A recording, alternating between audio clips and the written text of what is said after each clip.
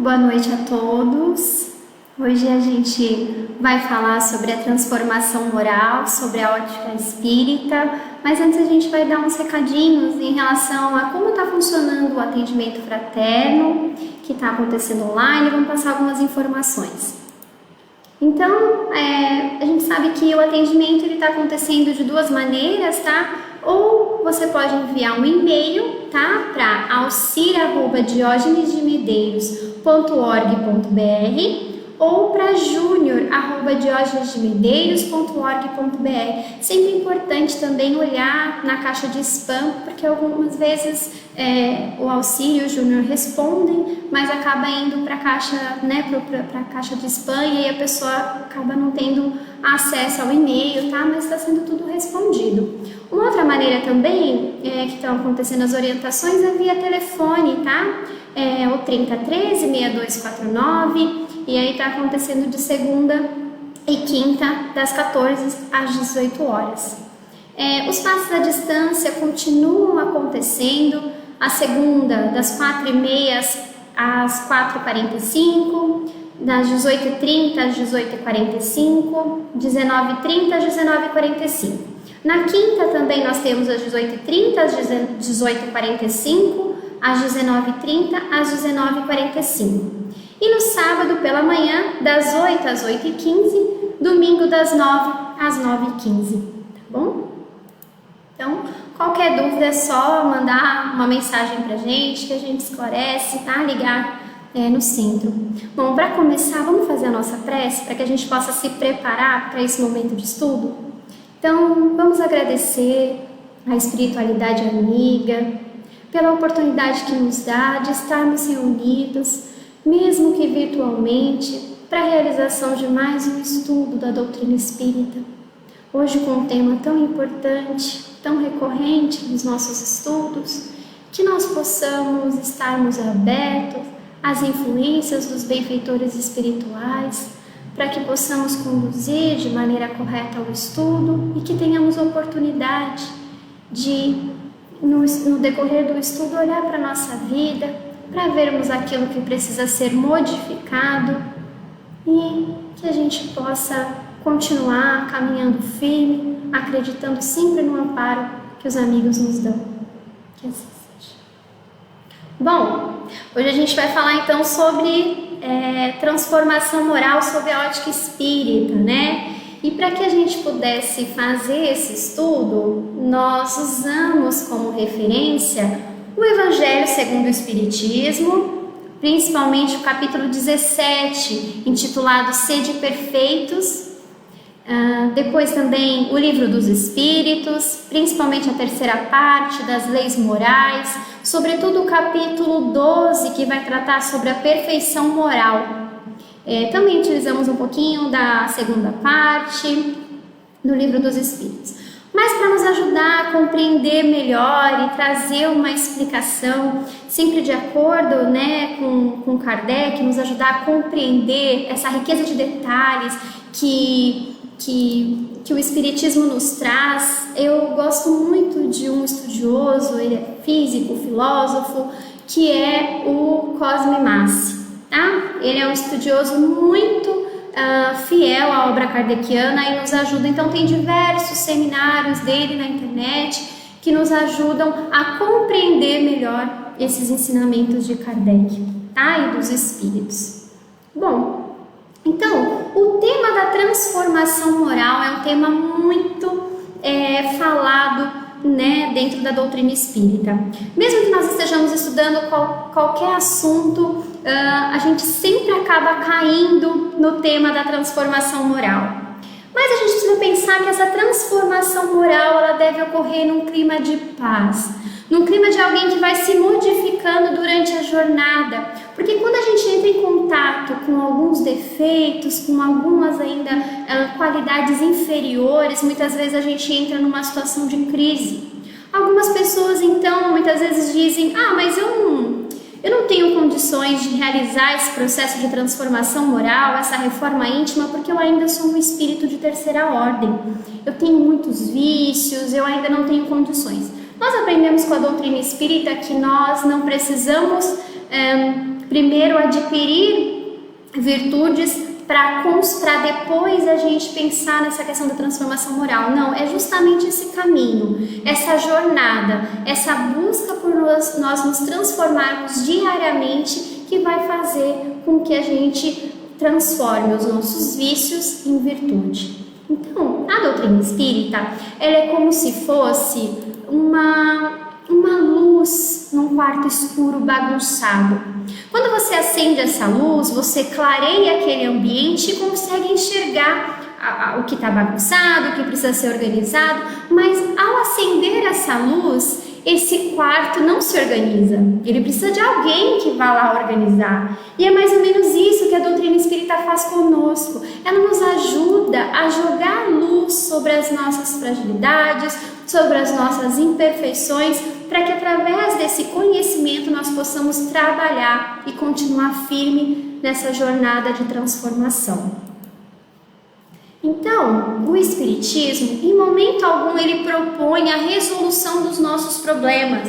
Não, ele nos fala que nós somos responsáveis por tudo aquilo que nós estamos colhendo. Então, o que a gente está vivendo hoje é consequência do que nós plantamos em outras existências ou nessa mesma encarnação. E o que nós colheremos no futuro é exatamente o resultado daquilo que nós estamos plantando hoje. Então, chama a nossa responsabilidade para que a gente possa, nesse processo de transformação. Lá no capítulo 17, Sede Perfeitos, nós vamos ver que quando Kardec vai falar sobre os bons espíritas, ele usa uma frase que ficou muito marcada dentro do movimento espírita pela sua profundidade. Então ele diz o seguinte: reconhece-se o verdadeiro espírita pela sua transformação moral e pelos esforços que emprega para domar as suas inclinações más.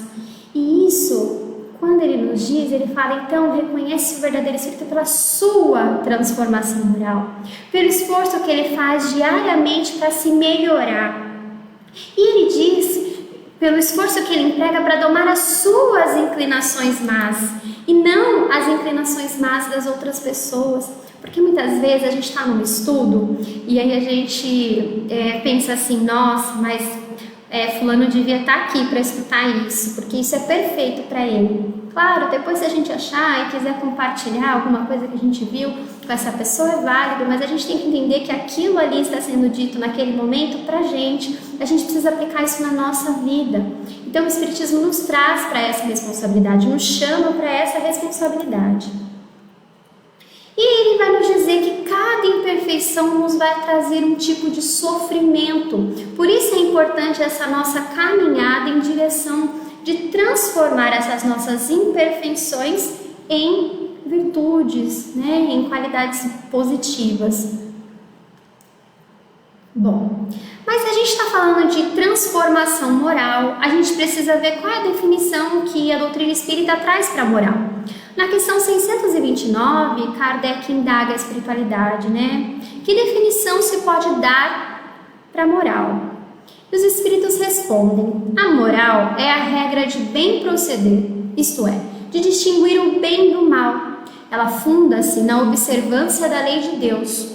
O homem procede bem quando tudo faz pelo bem de todos, porque então cumpre a lei de Deus. A gente aprende na doutrina espírita que as leis de Deus, elas não são feitas para nos agradar, né? E que elas não funcionam para uns e não funcionam para outros. Todos estamos submetidos a essas mesmas leis. E nós vamos ter esse comportamento adequado e colhermos sentimentos bons para a nossa vida quando nós andamos de acordo com a lei de Deus, porque desse modo nós estamos procedendo de maneira adequada. No Livro dos Espíritos também, quando ele vai tratar sobre a lei divina ou a lei natural, a gente vai ver na questão 625 qual é o tipo mais perfeito que Deus tem oferecido ao homem para ele servir de guia e modelo.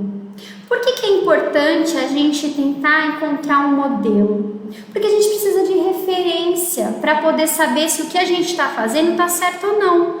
Porque se sai cada um agindo conforme acredita que é certo de ser feito, a gente pode se equivocar. Quantas não foram as vezes que nós agimos de determinada maneira e achamos que nós estávamos fazendo bem, quando na verdade nós estávamos prejudicando outra pessoa e prejudicando a nós mesmos. Então é importante nós termos um modelo para ser copiado e um guia para ser seguido. E na doutrina espírita, esse guia, esse modelo é Jesus, tá? Os espíritos nos passam que esse guia, esse modelo é Jesus. Então, a doutrina espírita, ela não vai instituir uma nova moral, mas sim ela vem nos lembrar justamente tudo aquilo que o Cristo nos ensinou, mas que naquela época nós ainda não estávamos tão preparados para poder ter acesso a tantos conhecimentos. A gente não teria nós não tínhamos tanta capacidade. E naquela época Jesus falava por parábolas, porque assim era o costume da época. E depois ele disse que viria o Consolador prometido para que pudesse nos esclarecer, nos ensinar tudo aquilo que ele quis nos dizer de um modo ainda mais claro.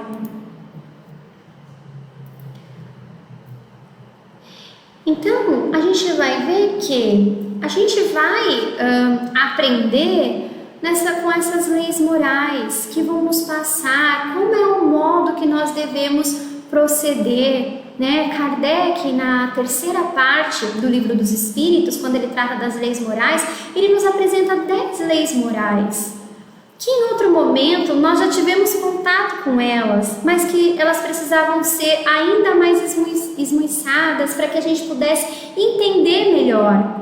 Então, a gente vê que essas leis naturais, elas nos ensejam uma direção para a nossa caminhada. Elas nos mostram exatamente uma certa centralidade. E toda vez que nós nos desviamos dessa centralidade, que nós vamos para as extremidades, a gente acaba sofrendo algum tipo de desconforto. Toda vez que a gente vai para essas extremidades, que a gente se afasta das leis de Deus, a gente sofre essas consequências, não porque alguém nos culpa, não porque alguém nos pune, mas simplesmente porque essas leis que estão escritas na nossa consciência, elas funcionam do mesmo modo para todos, e cada vez que a gente se afasta dela, a gente acaba sofrendo as suas consequências.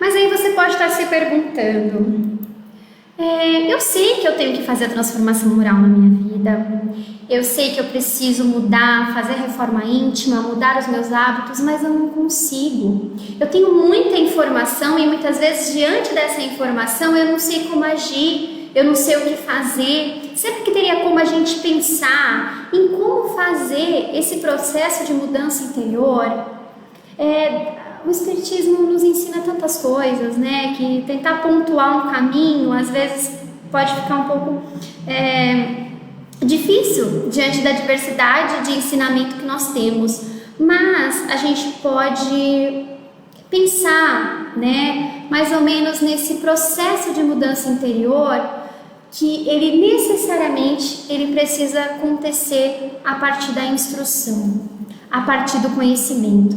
Nós vemos aí que o Espírito de Verdade nos disse: espíritas, amai-vos, este o primeiro ensinamento, instruí-vos, este o segundo. Então a instrução é muito importante. Para quê? Para que a gente saiba o que nós estamos fazendo. Então a gente precisa de um modelo, a gente precisa dessa teoria e precisa colocar essa teoria em prática na nossa vida. Mas diante de tanto conhecimento que a doutrina nos fornece, será que teria um roteiro a ser seguido que nos possibilite que isso aconteça? Então nós pensamos para essa noite em 3 etapas, tá?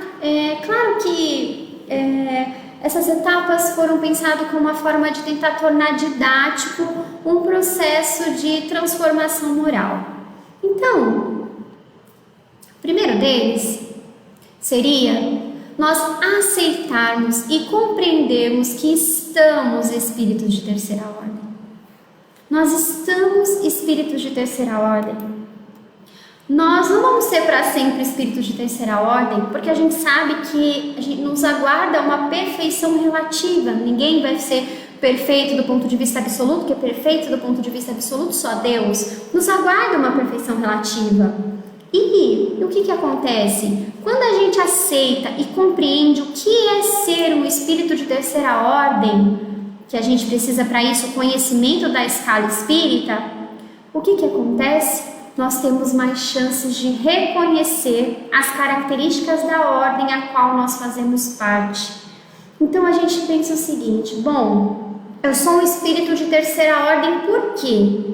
O que me caracteriza? O que me faz ser espírito de terceira ordem? O que eu preciso deixar de fazer ou preciso transformar na minha vida para que eu consiga mudar de ordem? Então, quando você reconhece as características da ordem a qual você faz parte, e depois você precisa o quê? Você reconhece essas características para que você possa saber o que precisa ser modificado, né? E depois, para que você faz isso? Para que a gente possa aprender depois o que precisamos fazer para mudar de ordem. Então, pensando nisso, a gente sabe que são 3 as principais ordens, tá? Nós temos na terceira ordem os espíritos imperfeitos, na segunda ordem os bons espíritos e na primeira ordem os espíritos puros. Bom, então o que acontece? A gente sabe, uma coisa que é importante destacar e que a gente aprende, né, com o Cosme, é que a palavra imperfeito, ela não denota, ela não está aí como adjetivo, mas sim como um substantivo. É um nome dado a essa ordem. Tá? Espíritos imperfeitos não é um adjetivo, porque se fosse um adjetivo nós só poderíamos ter 2 ordens, a ordem dos espíritos perfeitos e a ordem dos espíritos imperfeitos, e não é assim. A gente sabe que são 3 as ordens, tá? Então aí essa palavra é como um nome, é o substantivo, né? É um nome dado a essa ordem de espíritos imperfeitos, tá? Qual é a característica dessa ordem? A influência da matéria sobre o espírito, tá? Então a gente tem uma influência muito grande da matéria sobre o espírito. A segunda ordem, dos bons espíritos, a gente vai ter a influência do espírito sobre a matéria e desejo do bem. E a primeira ordem, espíritos puros, nós não temos influência alguma da matéria. Bom, então quando a gente olha para essas ordens, é claro que Kardec depois, né, com a ajuda dos espíritos, vão surgir várias classes, mas isso, acho que o fundamental é a gente poder compreender as características principais de cada ordem para a gente saber aonde a gente está, para onde a gente quer ir, para saber o que a gente precisa fazer para passar de uma classe para outra. Então, quando a gente vai ver lá, a gente viu aqui na segunda ordem que eles têm o desejo do bem. E aí muitas vezes algumas pessoas podem ficar na dúvida, mas será que eu sou mesmo da terceira ordem? Porque olha, Fran, eu tenho desejos do bem, eu faço bem, eu faço. Mas a gente se esquece que espírito de terceira ordem tem desejo do bem, mas também tem desejo do mal, tá? Então, a gente, para ser espírito bom, espírito da segunda ordem, ele tem somente o desejo do bem. E nós não, nós temos desejo do bem e desejo do mal. Às vezes temos o desejo do mal e não transformamos em ação pelos mais diversos motivos. Às vezes a gente deixa de fazer o mal porque a gente fica preocupado com o que os outros vão pensar. Às vezes a gente não faz o mal porque a gente não teve oportunidade de fazer, mas a gente sabe que a gente pensa nisso e como o pensamento é essa força criadora, né, a gente já está vibrando nessa frequência. Espírito bom não. Espírito bom só tem desejo do bem, então ele só tem vontade do bem e só faz o bem, tá? Outra coisa, a dor física, por exemplo, quando nós batemos o dedo, né, na mesa, o dedo do pé na mesa, ou enfim, quando você machuca alguma parte do seu corpo, que sentimento que geralmente invade o espírito de terceira ordem? De raiva, né? Um sentimento ruim, a gente, né, muitas vezes sai xingando todo mundo. Quando na verdade é por quê? Porque a gente deixa a matéria dominar o espírito. O espírito de segunda ordem, como ele não tem esses sentimentos ruins, o que acontece? Ele tem controle sobre a matéria. Então, a dor física, ela não tem que estar necessariamente associada à emoção raiva, mas nós fizemos essa associação ao longo das diversas encarnações. Um espírito bom, né? Não estou nem falando de espírito puro, eu estou falando, né, de um espírito bom, ele não vai ter, ele vai sentir a dor? Ele vai sentir a dor, mas ele vai dar outro significado para essa emoção. Ele vai fazer associação com outra coisa, porque ele vai ter controle sobre a matéria, tá? Então, no capítulo 19, né, quando a gente vai estudar da intervenção dos espíritos no mundo corporal, a gente tem uma pergunta, geralmente a gente muitas vezes fala assim, não, mas eu quero fazer o bem, sabe?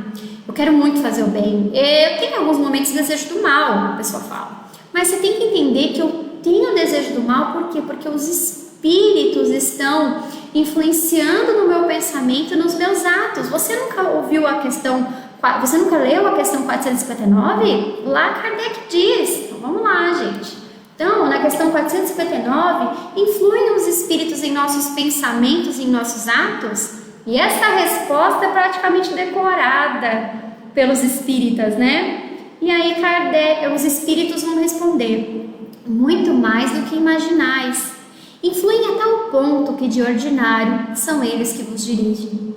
E aí muitas vezes a gente pega essa resposta e acaba justificando um monte de coisas ruins que a gente comete, sabe? Que a gente faz, que a gente pensa, que a gente deseja.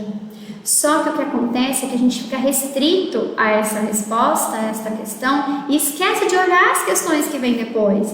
Vamos ver, ó. Lá na questão 467, tá? Quando Kardec indaga, pode o homem eximir-se da influência dos espíritos que procuram arrastá-lo ao mal?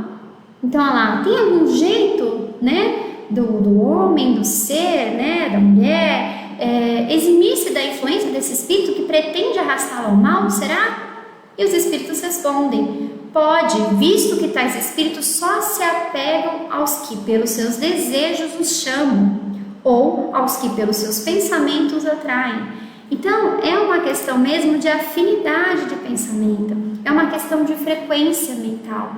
A gente vai sintonizar com aquele espírito, dependendo do que você estiver emitindo, do que você estiver desejando. Um espírito bom, não tem como ele fazer essa associação mental de te deixar influenciar por um espírito ruim, por um espírito ruim, né, por um espírito que tem algum comportamento equivocado. Por quê? Porque ele não tem desejos do mal. Se ele não tem desejos do mal, ele não vai pensar no mal, ele não vai fazer o mal. Então isso precisa ficar muito claro. Por isso que o nosso objetivo nessa caminhada, nessa jornada da transformação moral, é sair dessa posição de espíritos de terceira ordem e caminhar para a posição de espíritos de segunda ordem. Vamos continuar vendo, ó. Na questão 469, por que meios podemos neutralizar a influência dos maus espíritos? Bom, então, se nós nos permitimos muitas vezes que eles interfiram no nosso comportamento, há meios de neutralizar a influência dos maus espíritos. E aí, o que a espiritualidade responde? Praticando o bem e pondo em Deus toda a vossa confiança. Repelireis a influência dos espíritos inferiores e aniquilareis o império que desejem ter sobre vós.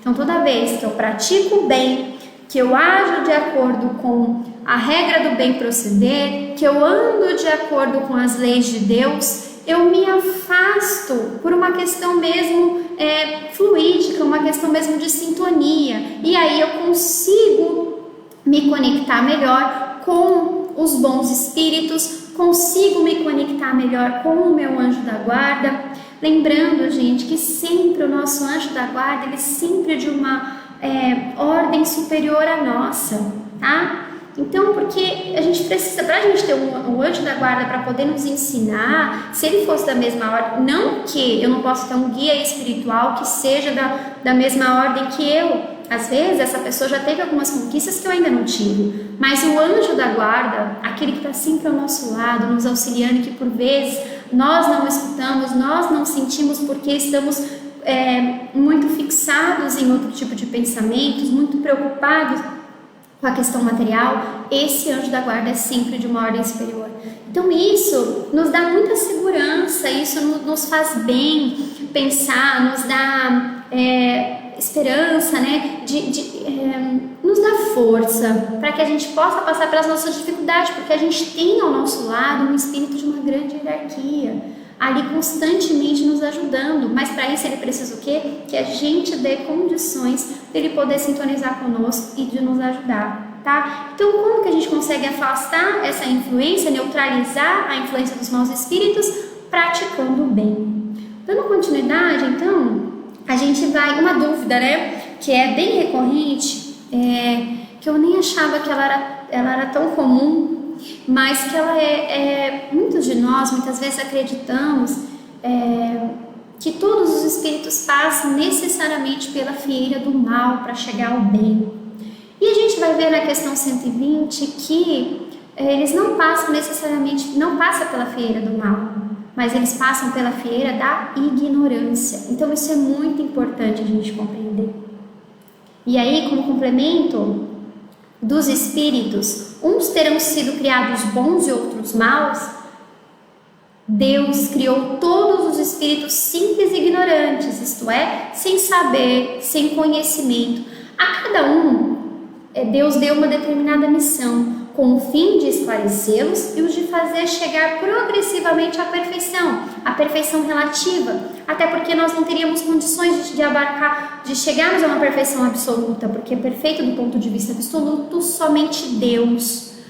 Então, e como a gente pode fazer isso? Pelo conhecimento da verdade, né, que nos faz aproximá-los de Deus. Então, uma coisa que precisa ficar muito clara pra gente é que o que nos faz estarmos ou não numa ordem são frutos das nossas escolhas, tá? Nós partimos todos do mesmo ponto, tá? Partimos todos, quando criados, como espíritos simples e ignorantes. Poderíamos ter feito escolhas que nos fizessem passar nós somos criados simples e ignorantes, certo? Sem conhecimento. Poderíamos, através do conhecimento que vamos adquirindo, das experiências que vamos passando, poderíamos ter feito boas escolhas e irmos direto, sairmos do espírito simples e ignorante para a categoria de bons espíritos? Poderíamos, tá? Mas, geralmente, a gente acaba dando sai um pouco desse caminho, né? E aí a gente passa por essa ordem aqui de espíritos imperfeitos. Por quê? Porque aqui, enquanto espíritos simples e ignorantes, a partir do momento que nós fomos conseguindo conhecimento, fomos adquirindo conhecimento, tivemos a oportunidade de fazer escolhas, fizemos escolhas que nos encaixaram aqui, ou seja, deixamos esse domínio da matéria sobre o espírito e ficamos nessa questão de termos desejo do bem e desejo do mal. E depois, a partir da nossa luta pela nossa transformação moral, pela nossa reforma íntima, o nosso esforço constante, nós vamos chegar à categoria de bons espíritos e depois um dia a categoria de espíritos puros, tá? Então a gente não pode esquecer que Deus não cria uns bons e outros maus. Ele cria todos simples e ignorantes. Nós, a partir das nossas escolhas, das experiências que vamos tendo, nós fazemos escolhas equivocadas e acabamos indo para essa ordem dos espíritos imperfeitos, tá? Mas poderíamos todos sairmos daqui, passarmos por bons espíritos até chegar a espíritos puros. Mas uma pergunta que você pode estar se fazendo, mas puxa, até quando eu vou ficar nessa terceira ordem? Né? E a gente tem que pensar o seguinte, que cada vez que nós permitimos que a matéria controle o nosso espírito, a gente vai continuar nessa ordem, porque isso vai trazendo mais sofrimento para a nossa vida, tá? Por quê? Porque quando eu conseguir não ter mais desejos do mal e apenas desejos do bem, porque agora eu tenho desejos do mal e desejos do bem, eu transito por essas duas polaridades. Quando chegar um momento em que eu só tiver bons desejos, eu só vou ter vontade do bem. E se eu tenho vontade do bem, a única ação que eu vou ter é no sentido de não prejudicar as outras pessoas. Eu não vou querer o bem só para mim, eu vou querer o bem para todos, porque eu vou entender que naquele processo não só eu mereço ser beneficiado, mas todos aqueles que convivem comigo. Se eu não tenho mais desejos do mal, eu não tenho como ter vontade do mal e muito menos agir no mal, tá? Então, um segundo passo, então, que nós poderíamos pensar, uma segunda etapa. Então, primeira etapa, então, que nós vimos, aceitar e compreender o que significa estarmos na categoria de terceira ordem. O que precisamos fazer para poder mudar de ordem. E aí nós vemos que nós precisamos o quê? Que o nosso espírito controle a nossa matéria, tenha poder sobre essa matéria e que nós tenhamos apenas desejo do bem, tá? Um segundo ponto importante é que para a gente poder ter somente desejos do bem, nós precisamos olhar para os nossos vícios. A gente precisa jogar luz sobre eles. Nós precisamos fazer o quê? Nós precisamos transformar esses vícios em virtudes. Mas, Fran, será que eu não tenho que eliminar esses vícios e conquistar virtudes? A gente vai ver que não. Porque o que alimenta esse vício, se dado uma direção correta e uma energia, uma intensidade correta, você consegue transformar algo ruim em algo bom, tá? A gente vai ver que sempre Kardec tem uma parte, também nessa parte da perfeição moral, que ele vai falar que essa energia, eu não vou usar essa palavra, mas o que alimenta uma paixão é neutro. Você vai dar a característica a ela. Então, um vício, se você souber direcionar e souber tomar cuidado com essa intensidade que você dá a ele, você consegue transformar uma virtude. A gente vai ver isso melhor. Isso a gente vê lá na terceira parte do Livro dos Espíritos, no capítulo da perfeição moral, tá, gente? Esse capítulo 12, né, da perfeição moral, depois que ele aborda todas essas leis morais, no capítulo 12, ele vai nos ensinar como colocar em prática isso, tá? Então, ele é um capítulo fundamental nesse processo de transformação moral a que todos nós aspiramos, né? Então, a gente vai ver que do ponto de vista da filosofia, as nossas ações elas podem ser classificadas em 3 tipos, tá? Ações morais, ações imorais e ações amorais.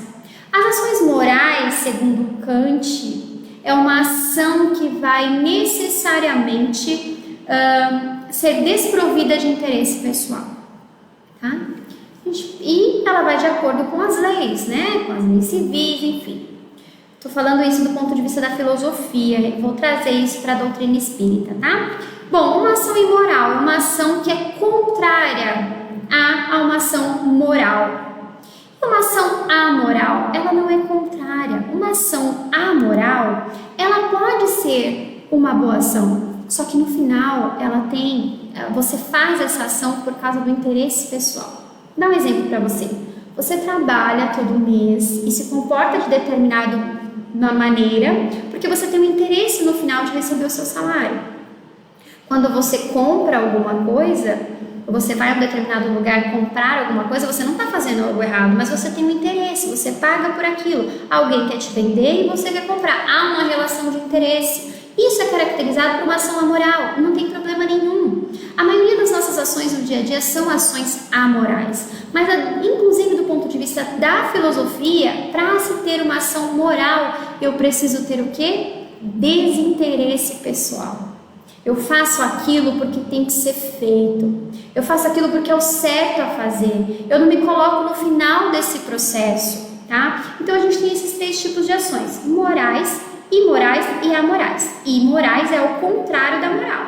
Mas a amorais não, as ações amorais eu posso fazer alguma coisa boa e querer e ter interesse nisso, e tudo bem, a maioria das nossas relações são estabelecidas dessa forma, tá?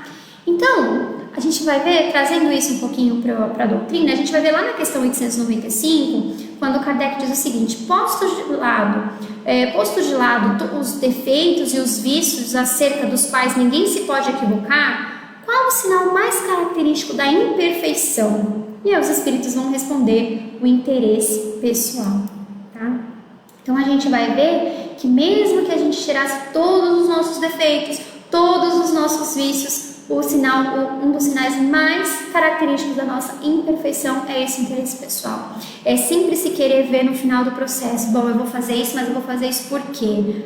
Tô fazendo essa boa ação porque, olha, depois eu vou ter algum benefício nisso. Não, isso não é uma ação moral, isso não é uma ação virtuosa, tá? É melhor que você faça isso do que você faça o mal, né? É um primeiro processo, a gente está aprendendo, mas uma ação virtuosa, uma ação, né, do ponto de vista moral, ela não tem relacionado a ela esse interesse pessoal, tá bom?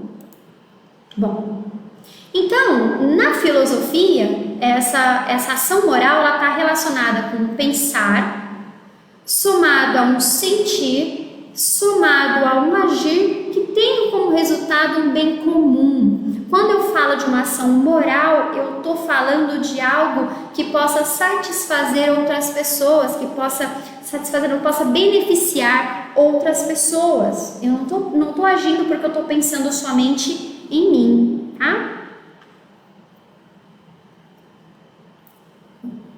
Aí Aristóteles vem com uma definição muito interessante sobre virtude, porque assim, para a gente definir virtude é muito difícil, porque é um assunto muito amplo, né? É um assunto que várias pessoas abordam, então assim, a gente vai tratar isso do ponto de vista do espiritismo, claro, mas é sempre legal a gente trazer a filosofia, é interessante para a gente ver como elas se conversam, tá? Então a gente vai ver que Aristóteles entendia a virtude como um meio entre 2 extremos. Olha que interessante. Ele vai dizer que a generosidade, a virtude da generosidade, ela está entre 2 extremos, entre a avareza e a prodigalidade.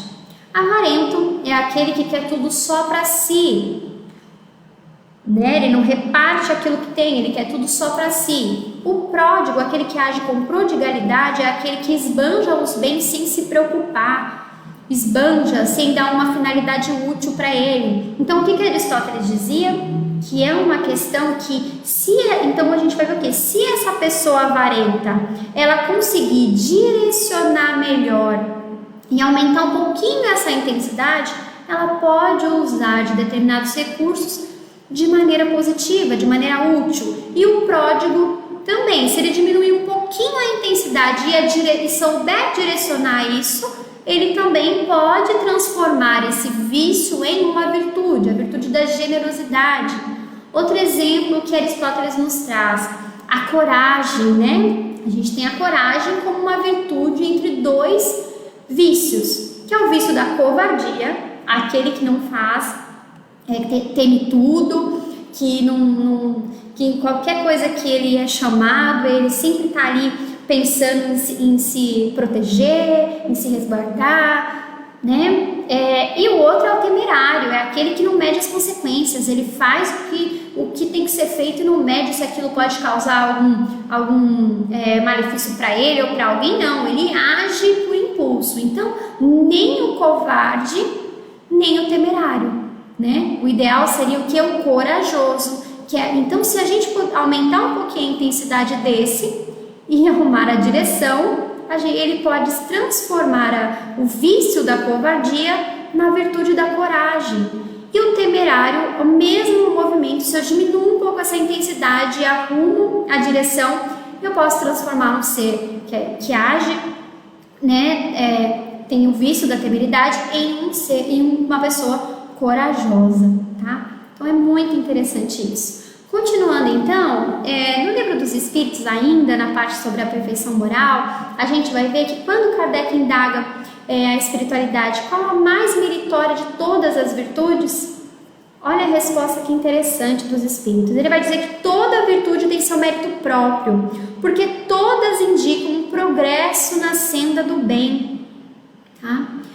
Mas isso é muito importante. A virtude sempre que há resistência voluntária ao arrastamento dos maus pendores.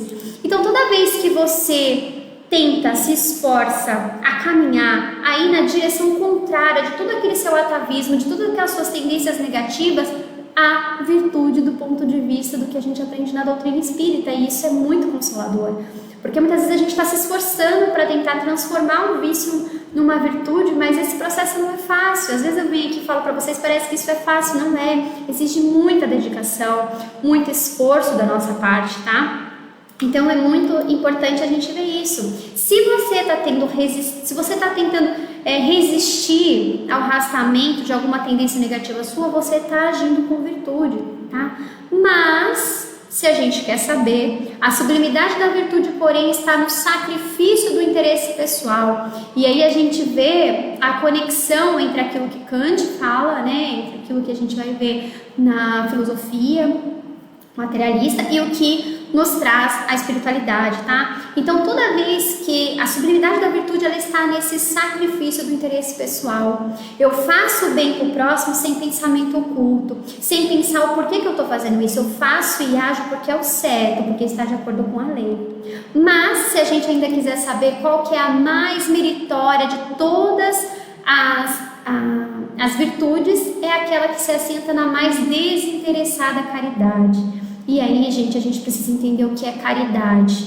E se nós temos como modelo Jesus, nada melhor do que a gente lá na parte da lei de justiça, amor e caridade, na questão 886, quando Kardec indaga qual o verdadeiro sentido da palavra caridade, como entendia Jesus, não é ele o nosso modelo? Então a gente precisa entender o que Jesus entendia por caridade, né? Então, olha só, benevolência para com todos, indulgência para as imperfeições dos outros e perdão das ofensas. O que isso significa? Benevolência significa ter boa vontade, tá? Volência de volere, boa vontade. Ter boa vontade para com todos, não só comigo, nem com os meus, mas ter boa vontade para com todos. Indulgência, prefixo que significa dentro, dulgência, que vem de dulcere, de doçura, ter doçura por dentro. Entender que nem todo mundo ainda tem pessoas que passam por situações e por dificuldades que nós nem imaginamos, tá? Que tem determinados comportamentos por causa disso. Não é certo, não é passar a mão na cabeça de ninguém, mas é compreender que não te compete julgar o comportamento do outro. Que a você basta contribuir se você puder para ajudá-lo, mas não te compete julgar. Bom, e perdão, tá? Esse prefixo per, ele dá a ideia de ir além, e dão de doar, se doar além, né? Jesus sempre nos convida a ir além. Bom, então, a caridade verdadeiramente como entendia Jesus, benevolência para com todos, ter boa vontade para com todos, ter doçura com as imperfeições dos outros e perdoar as ofensas quantas vezes forem necessárias. O terceiro passo, então, que não podia faltar é o processo de autoconhecimento. Então, qual que é o nosso raciocínio, então? Primeiro, a gente precisa identificar onde eu estou na escala espírita para saber quais são as características que eu tenho que precisam ser modificadas. Então, eu me encontro nessa situação de espírito de terceira ordem, vejo que eu tenho alguns defeitos, que eu ainda deixo a matéria ter muita influência sobre o espírito, que eu tenho desejos do mal, tenho desejos do bem, mas também tenho os desejos do mal. Para que eu possa ir para uma segunda ordem, eu preciso o quê? Que o espírito tenha influência sobre a matéria. Preciso somente ter desejos do bem, porque se eu tenho somente desejos do bem, eu só vou ter vontade de fazer o bem e a minha ação vai ser no bem. Então eu percebi que para que eu só tenha desejos do bem, eu preciso transformar, que foi a nossa segunda etapa, os meus vícios em virtudes, e aí tem todo um processo, né, para que eu possa fazer isso de luta diária, mas como que eu vou fazer isso? Como que eu vou transformar os meus vícios em virtudes a partir do autoconhecimento? E aí, gente, Santo Agostinho nos dá uma aula sobre o autoconhecimento, tá? A gente vai ver lá, ó, na questão 919, qual o meio prático mais eficaz que tem o homem de se melhorar nessa vida e de resistir à atração do mal? E aí eles vão dizer, um sábio da antiguidade Volo disse, conhece-te a ti mesmo. Embora essa frase do conhece a ti mesmo tenha sido atribuída a Sócrates, na verdade ela vem, essa frase vem do Tales de Mileto, tá? Mas Sócrates seria aquele que mais bem viveu essa frase, por isso que fazem tanto essa associação a ele. Mas então, percebam que na pergunta é muito interessante, porque o Kardec pergunta assim, qual o meio prático mais eficaz? Ele não quer qualquer meio, ele quer o mais prático, ele quer o mais eficaz de fazer com que o homem se melhore nessa vida, que ele faça essa transformação moral e resista à atração do mal. Então ele vai dizer que é o autoconhecimento, conhece-te a ti mesmo. E aí Kardec vai falar, bom, olha, nós conhecemos toda a sabedoria dessa máxima, porém a dificuldade está precisamente em cada um conhecer a si. Qual o meio de consegui-lo? Eu sei, a gente conhece a sabedoria, a gente sabe a importância dessa máxima, mas o que eu quero saber é qual o método? O que eu faço? O que fazer nesse processo de autoconhecimento? Como eu posso aplicar esse método? Esse método é possível de ser realizado? E por que eu tenho que fazer isso? E aí Santo Agostinho vai responder todos esses tópicos. E isso, gente, é de uma beleza muito grande que eu convido muito vocês, peço muito para que vocês leiam a questão 919 com esse olhar que o Cosme, com essa interpretação que ele faz, tá? Então a gente vai ver. Primeira coisa, o que fazer então? Ele fala, fazei o que eu fazia quando estava na terra. Ao final do dia, eu passava em revista o que eu havia feito e pensava se eu não tinha cometido alguma falta.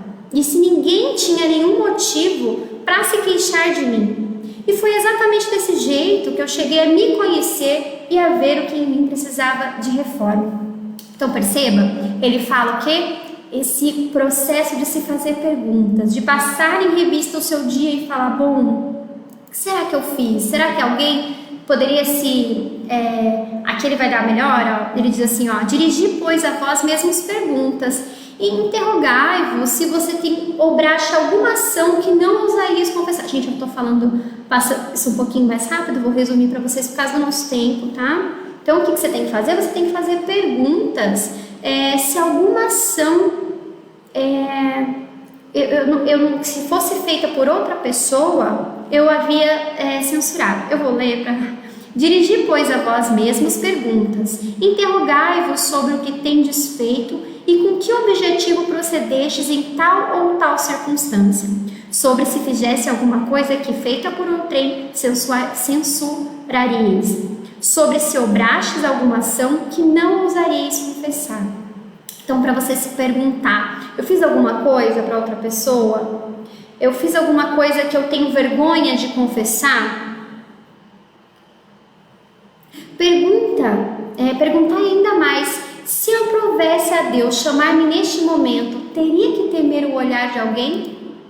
Quando se nesse momento eu fosse chamado, né, eu desencarnasse, teria alguém que eu teria vergonha de olhar nos olhos, dado que no mundo dos espíritos não tem como eu ocultar o meu pensamento? Teria alguém? Então, essas perguntas que nos são feitas, que nos são dadas como exemplo, é muito importante para que a gente possa fazer esse processo de autoconhecimento. Então, o que a gente vai ver? Então, o que fazer? Se fazer perguntas, tá? Mas como eu posso fazer isso? Que tipos de pergunta eu devo fazer? Essas perguntas estão relacionadas a quem? Tá, no primeiro a gente viu que a gente precisa fazer pergunta. Mas essa pergunta tem que ser direcionada a quem? O que tem que estar relacionado ao quê? E aí ele vai nos trazer. Examinai o que pudestes ter obrado contra Deus, contra o vosso próximo e finalmente contra vós mesmos. As respostas que vos darão serão ou um descanso para a vossa consciência, se você tiver agido de acordo com as leis, tiver agido de acordo com as leis de Deus, tiver tido uma boa ação diante do seu próximo e em relação a você mesmo. Se a resposta, elas podem ou te dar um descanso para sua consciência ou indicar um mal que precisa ser curado, tá? Esse método é possível de ser realizado? Porque a gente fala assim, né? Como que eu vou fazer esse processo de me julgar? Tá, eu entendi que o primeiro passo é me fazer perguntas. E o outro é em relação a quem que eu vou fazer essa pergunta? Como eu vou fazer? Em relação a quem? Em relação a Deus, em relação ao próximo, em relação a mim mesmo. Mas como eu vou fazer isso? Como eu vou julgar uma ação feita por mim mesma? Será que eu não vou estar eu não vou estar me iludindo e vou me desculpar pelas minhas faltas? E aí ele dá um exemplo, né? Porque o avarento, ele se considera apenas econômico. O orgulhoso se considera apenas, ele diz que tem dignidade. Então, como eu posso verificar se o que eu estou fazendo, eu estou fazendo de uma maneira correta? E aí ele vai responder: inquire como a qualificareis se praticada por outra pessoa, tá? Então é só você pensar aquilo que eu fiz, se fosse outra pessoa que fizesse em relação a mim, como eu agiria? Isso seria certo? Isso me faria bem? E aí você consegue verificar se aquela foi uma boa atitude ou não. Então o primeiro passo é se fazer perguntas. Como fazer isso? Perguntas relacionadas a Deus, ao que você fez em relação ao próximo, ao que você fez em relação a você mesmo. E depois a gente tem que isso pode acontecer, esse método é válido, esse método é possível de ser realizado, porque se você se colocar no lugar de outra pessoa, como você qualificaria essa atitude se fosse praticada por outra pessoa, aí você vai não vai estar encobertando nenhum erro. Então, continuando para a gente encerrar, por que eu devo fazer isso então? Por que eu não aceito os meus vícios e deixo a vida passar? E aí ele nos fala, a gente não trabalha todos os dias com o fim de juntar recursos que vão nos garantir repouso na velhice? Então, por que a gente não vai se preocupar em fazer esse esforço para nos melhorarmos, né, constantemente? Então ele comenta que esses esforços são sim necessários. Eu preciso fazer esse movimento, por quê? Porque essa não é a verdadeira vida. Né? Nós acreditamos na imortalidade da alma, nós sabemos que essa aqui é uma pequena fração de tudo que a gente está vivendo, né? De tudo que a gente já viveu. Então a gente precisa se preocupar com a vida futura, a gente precisa se preocupar com essa caminhada, a gente está nesse percurso. Então a gente precisa se preocupar mais com isso até do que em se preocupar com essa vida que é tão passageira, né? Então ele fala, e ele vai dizer justamente isso, né? Que o objetivo deles é tentar, eles têm o objetivo de eliminar essa nossa dúvida em relação à vida futura, tá? E nos fazer compreender que, né, aceitar esse futuro, para que a gente não tenha nenhuma dúvida em relação a ele. Então ele diz que foi por isso que primeiro eles nos chamaram a atenção pelos fenômenos que nos eram capazes de ferir os nossos sentidos, e que agora eles nos davam essas instruções que cabe a nós encarregarmos de espalhá-las, tá? Então foi com esse objetivo que o Livro dos Espíritos foi ditado. Então, quando a gente vai ver aqui, né, quando a gente vai pensar então nessa resposta, nessa belíssima resposta de Santo Agostinho, tão profunda, que eu não seria capaz de chegar nessa conclusão se não fosse por auxílio, né, de outras pessoas, outros estudiosos tão fiel à obra kardeciana, que o método para se fazer isso é fazer pergunta. Como eu vou aplicar esse método? Eu vou perguntar se eu fiz algo contra Deus, contra o próximo e contra mim. Esse método é possível? Sim, desde que você inverta a situação. Se isso que você fez fosse feito por outra pessoa em relação a você, como você agiria, como você qualificaria essa ação? E depois, por que eu tenho que fazer isso? Porque se eu me preocupo tanto em angariar recursos para que me dê uma paz na velhice, né, me preocupo tanto com essa vida, o que é essa vida perto de tudo aquilo que a gente já viveu e que a gente ainda vai viver, né, em relação à vida futura, tá? Então, gente, é exatamente, a gente precisa acreditar, né, que no poder do esforço aplicado ao tempo, sabe? Porque nesse momento a gente está todo mundo meio que sob a mesma tempestade, né? Eu escutei esses dias um palestrante falar que cada um tá num veículo diferente, né? Uns estão num iate, outros estão num barquinho, mas nós estamos sob a mesma tempestade. E a gente não pode sair disso do mesmo modo que nós entramos, sabe? Então a gente tem uma grande oportunidade que nos é dada nesse momento de nós conhecermos a nós mesmos. Eu não sei vocês, mas quantas coisas eu não descobri agora nesses momentos de isolamento, sabe? Quantas coisas eu não consegui jogar luz sobre o meu sentimento. Então, é uma grande oportunidade que nos é dada, que eu espero que a gente de verdade tenha a capacidade de poder aproveitar. Eu quero encerrar, né, essa nossa conversa com uma mensagem que não é espírita, até porque quando nós desencarnarmos ninguém vai perguntar se nós fomos espírita, tá? Eu fiz algumas modificações dela, mas é uma mensagem que fala muito alto ao meu coração, que eu quero compartilhar com vocês, tá? Eu só quero lembrar também que a gente não precisa chegar no final dessa encarnação arrependido do modo como nós conduzimos a nossa vida agora. Nós precisamos começar agora, né? O nosso querido Chico já falava, qualquer um, né? Embora você não possa voltar e fazer um novo começo, qualquer um pode começar agora e fazer um novo final, tá? Então eu vou ler uma mensagem aqui que eu trouxe, tá, para vocês, que ela diz o seguinte: nem sempre a gente faz as escolhas certas, nem sempre nós escolhemos estar nos caminhos iluminados. Às vezes, por causa das tendências que ainda existem em nós pegamos alguns atalhos e seguimos por ele. Nesse processo, de repente, nos damos conta que não está valendo a pena estar onde nós estamos, vivendo do modo como nós estamos vivendo, fazendo o que nós estamos fazendo.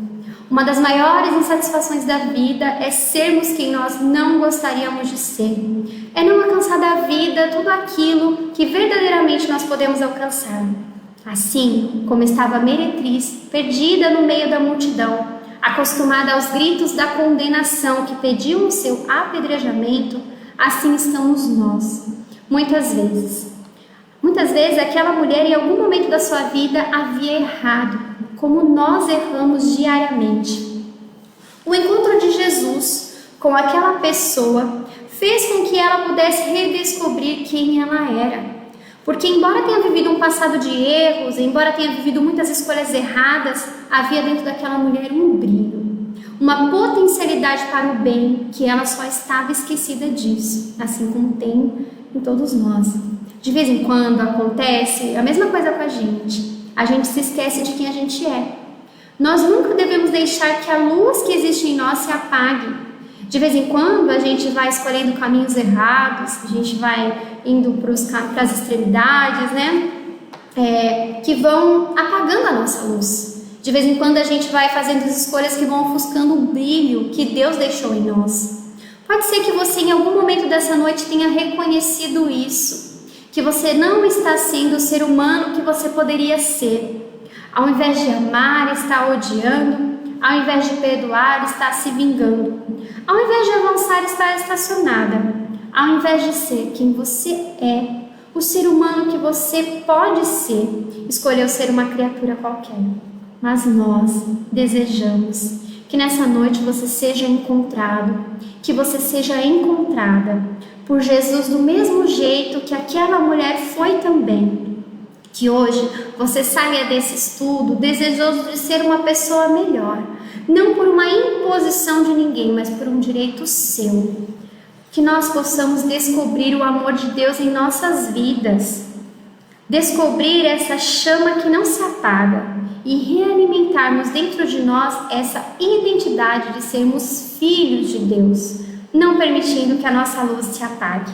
Que cada um de nós possamos iluminar o nosso coração com essa consciência de que podemos alterar o curso dos nossos dias e que existem inúmeros recursos que a espiritualidade nos dá para que esse despertar aconteça. Jesus nos disse que nós somos deuses, que poderíamos fazer o que Ele fez e ainda mais. Sigamos em frente. Não se esqueça de quem você é. Tome as rédeas da sua vida em tuas mãos e comece agora a fazer escolhas diferentes, escolhas que te elevem e que não te estacionem. Que a gente possa deixar brilhar em nós a luz, né? Essa luz que Deus deixou dentro de nós, tá? Gente, eu quero agradecer muito pela oportunidade de poder estudar, pela atenção de vocês. E é isso, tá? Até o próximo estudo, que é na segunda-feira com o Marco, com o livro continuando o estudo sobre o livro dos médiuns. E na quinta-feira tem outro estudo também às 19h30, tá bom? Vamos fazer a nossa prece então. Vamos agradecer a espiritualidade pelo amparo recebido, por todas as intuições, que nós possamos sair daqui desejosos de sermos uma pessoa melhor, que nós sabemos que nós temos todos os recursos para fazer esse processo de transformação moral. Basta que para isso nós enfrentemos as dificuldades com resignação moral, com coragem e com fé. Que nós possamos continuar estudando essa doutrina que é tão consoladora na nossa vida, que nos ajuda a dar um rumo certo para a nossa vida. Porque ela não nos diz que isso vai ser fácil de ser feito, mas ela nos diz que nós somos responsáveis pelas nossas ações e que então a nossa felicidade compete a nós mesmos. Que em seu nome, em nome da espiritualidade maior, em nome de Jesus, nós encerramos esse estudo e agradecemos. Que assim seja. Graças a Deus. Obrigada, gente.